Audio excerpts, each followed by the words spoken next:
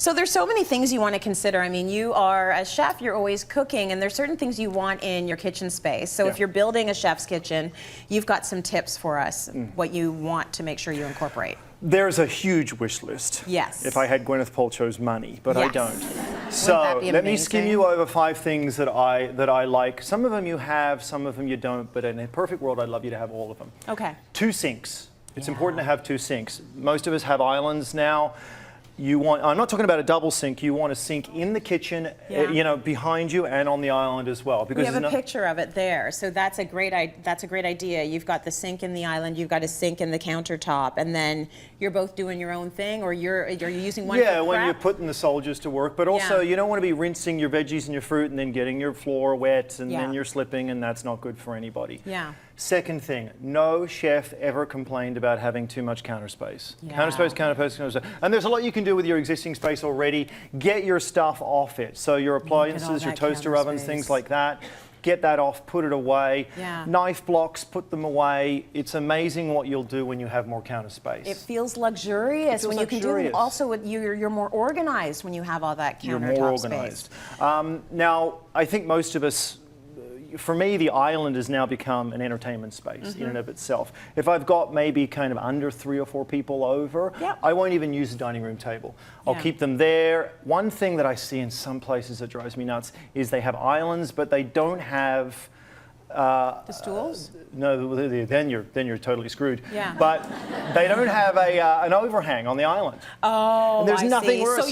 So your legs are like you're right you're up eating and it's all side. weird, and that's not cool. Don't do that. At least have an overhang.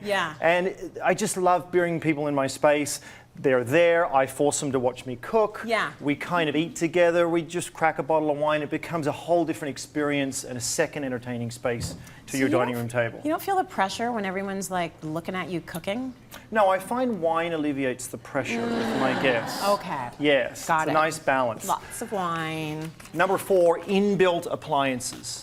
You really, I mean, most of us have been doing this for a few years now. Microwave ovens, spend a couple of $100, you get that thing off the counter. Back to point number 1, gives you more counter space.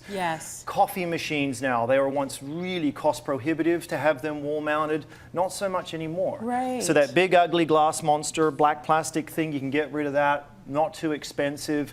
Looks beautiful right underneath the microwave oven. And also, I'm a big fan of putting your appliances underneath the island as well, because you spend 80% of your time doing all your prep at that oven.